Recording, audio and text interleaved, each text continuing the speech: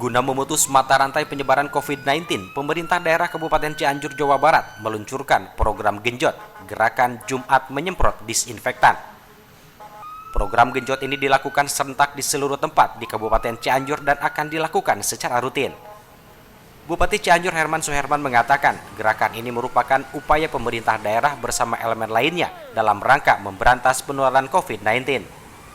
Selain itu, program ini juga dalam rangka mendukung pemberlakuan PPKM darurat yang dilaksanakan mulai tanggal 3 hingga 20 Juli 2021.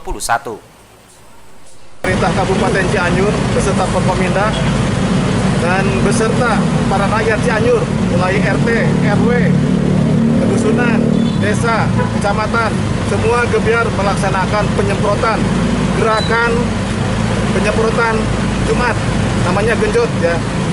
Gejrot. Insya Allah ini serentak dan akan dilakukan setiap hari Jumat. Hal tersebut kita lakukan terkait dengan pengembangan COVID-19 semakin tinggi. Tentunya saya mengimbau kepada masyarakat Cianjur terus lakukan protokol kesehatan 5M dan 3T terus lakukan. Bupati Cianjur menilai gerakan Jumat penyemprotan disinfektan akan meminimalisir penyebaran COVID-19 di tengah masyarakat. Bupati meminta kepada seluruh masyarakat Cianjur agar tetap menerapkan prokes yang ketat dan mendukung program pemerintah dalam upaya percepatan penanganan COVID-19.